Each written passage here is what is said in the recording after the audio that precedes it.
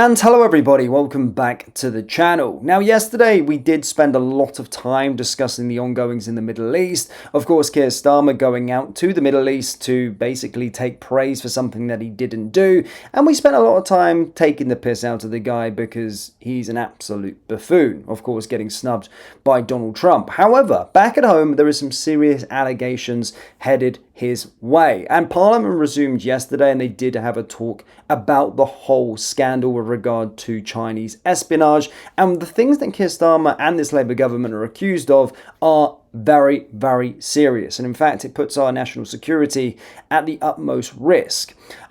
Yesterday, there was a debate in the House of Commons. Keir Starmer, of course, absent, sent Dan Jarvis, a minister, out there to answer the questions really he should be answering himself. And the guy, of course, got himself in knots because he didn't really get the brief, so to speak. In today's video, we're going to be bringing you some clips, of course, from it, the kind of important parts from the House of Commons, so you don't have to watch the debate for ages.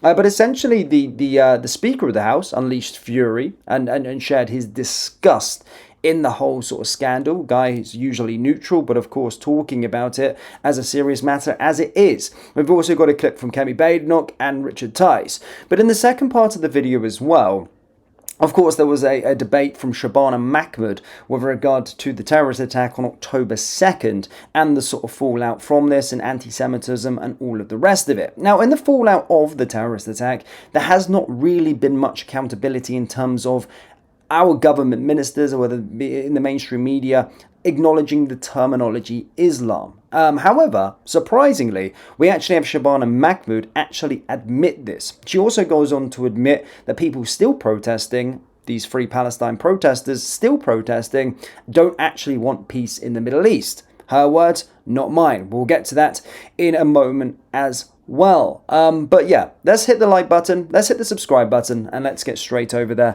and start with this whole thing with regard to China. So yeah, let's start with the Speaker of the House, of course, reading this before Dan Jarvis actually had to come out and speak on behalf of Keir Starmer. But as essentially, as you can see here, the Speaker of the House did erupt. Let's have a little watch of this as he unleashes fury on this whole scandal. Before the Minister, I will wish to make a brief statement. Members will know that I've already put on record my disappointment that the charges against two individuals relating to espionage for the Chinese authorities have been dropped. Not only disappointment, but I'm very angry. It is of the utmost importance to me that all those who work in this Parliament are able to undertake their activities securely and without interference. I continue to seek advice from officials on what further steps might be taken to pursue the issue in other ways. I will be issuing an updated security guidance to members later today. I think there is something the government ought to be aware of. It is this Parliament that has been spied on. It is MPs who have been here. It is MPs' offices that have been infiltrated. And as it stands, what we have seen is the payment for spying on what I believe we should be protected. At this moment, I feel we haven't had the protection. I certainly don't blame the Minister. I know that he will be answering a lot in his statement and taking many questions. But I do want to put on record, I'm angry, I'm disappointed. My job is to protect Parliament. I feel we aren't getting that protection. I now call the Security Minister, Dan Jarvis. Well, thank you, Mr. Well, now Dan Jarvis, of course, came on there and spoke. And as I said, he got himself, wriggling about on a certain few different subjects. And again, it's really Keir Starmer who should be answering these questions. And again, he just kind of made a fool of himself. This was Kemi Badenoch's, or the most important part of Kemi Badenoch's statement. Two men have been accused of spying on MPs in this very building. The CPS had what it felt was a clear and compelling case to prosecute. But the trial has collapsed because for months and months, the government has been refusing to give the CPS vital information. This wasn't a mistake. This wasn't a misunderstanding. This looks like a deliberate decision to collapse the case and curry favor with the regime in China. I suspect that they have decided that closer economic ties with China were more important than due process and our national security. And if this is the case, if that was the decision of this government, then they should just tell us that and have the backbone to admit it. They should explain it to the public, they should explain it to the CPS, they should explain it to our international allies and let them all be the judge. Madam Deputy Speaker, this is not going away. There is nowhere to hide. I wrote to the Prime Minister today and I'd like to know when I will get a response to my questions. And we have also written to the CPS to ask if this trial can be reopened if the government finally provides the evidence it's been holding back. We know that the evidence that the CPS needs exists. And if the government decides not to provide it, then we will know it is because this weak Prime Minister does not have the backbone to stand up to Beijing. And as I said yesterday, it is certainly the latter. It is certainly the latter. It is this. Starmer's choosing Beijing over Britain. It all makes very much sense. And as I said, he is very much too weak to stand up to China. Now, from a reform perspective, this is what Richard Tice had to say. Thank you, Madam Deputy Speaker. The stench emanating from the collapse of this Chinese spy case makes a manure heap seem positively floral. The bottom line, Madam Deputy Speaker, is that everyone's disappointed, everyone thinks there's enough evidence, everyone seems to agree that China is a security threat, and yet the case has collapsed and China has been given essentially carte blanche to carry on spying in the United Kingdom. I have it on good authority that senior figures in Washington now fear that Five Eyes has become Six Eyes. The one thing that has changed since charges were made in April 2024 is the National Security Advisor. So will the Minister commit that the National Security Advisor will appear and answer questions in person to any parliamentary committee that wishes to have those questions answered? Well, the honourable member talks about stench. He's got some brass neck, given what's gone on in his party recently. The National Security Advisor is a special advisor, and given the reference to the United States, I would again point the honourable member in the direction of President Trump's policy advisor, who has just this morning praised the contribution made by the NSA.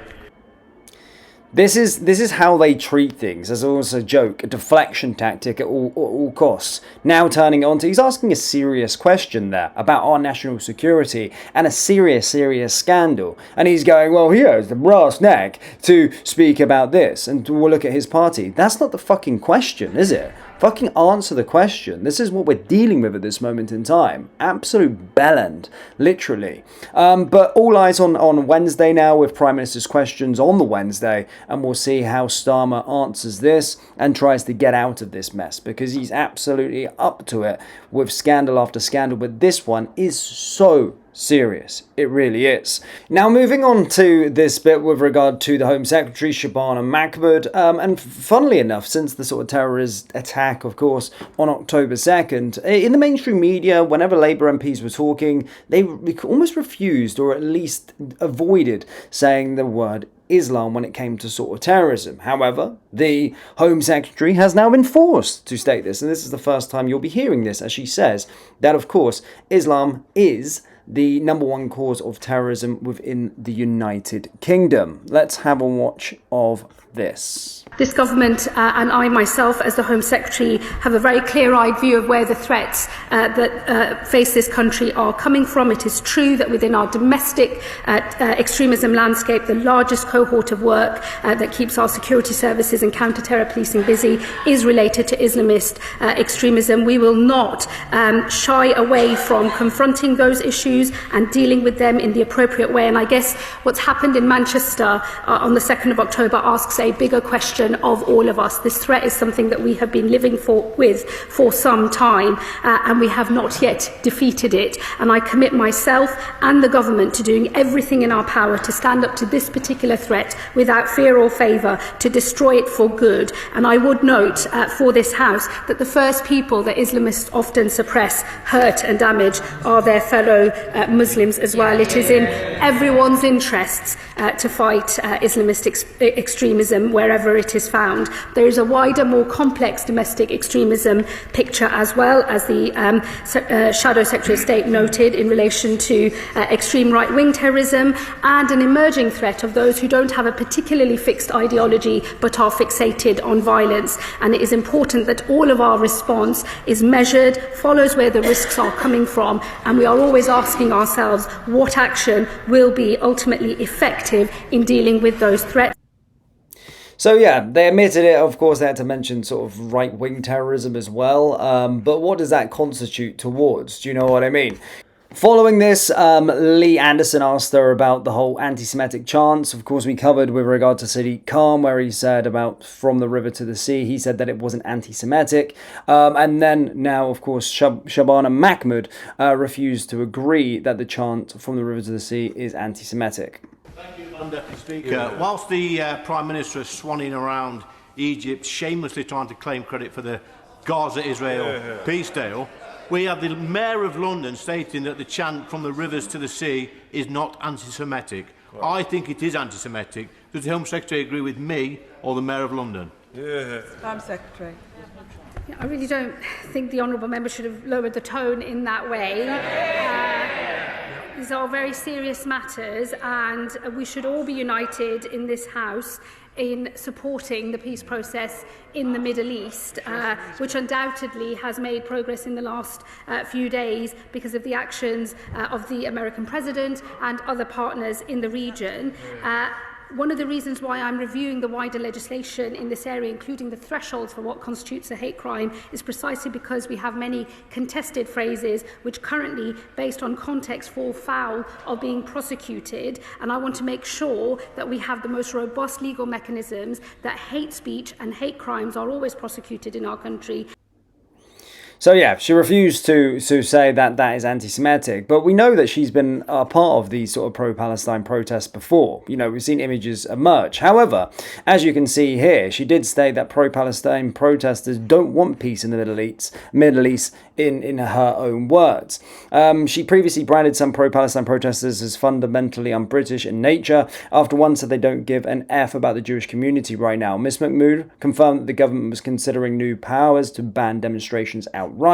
She told the Commons protests have continued both before the peace agreement and after the peace agreement in the Middle East. I think we can conclude that not all of these protesting truly want to see peace in the Middle East, but that is for them to answer to what their motivations really are. We are very clear that whilst the right to protest is a fundamental freedom in our country, enjoyed by people of all backgrounds and often the cause of grave offence to others, people live in this country, it does have to be balanced against the right for all of the people to be able to live in safely.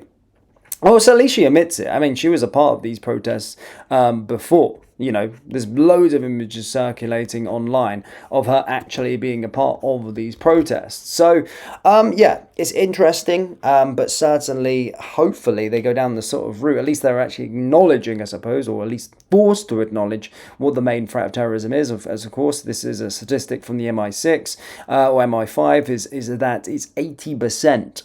80%, of course, terrorism offences constitute from an Islamic extremist ideology. So they've been forced to mention the word. And of course, again, at least they're trying to understand, or at least understanding that these pro-Palestine protesters don't actually want peace. Otherwise, they'd be celebrating.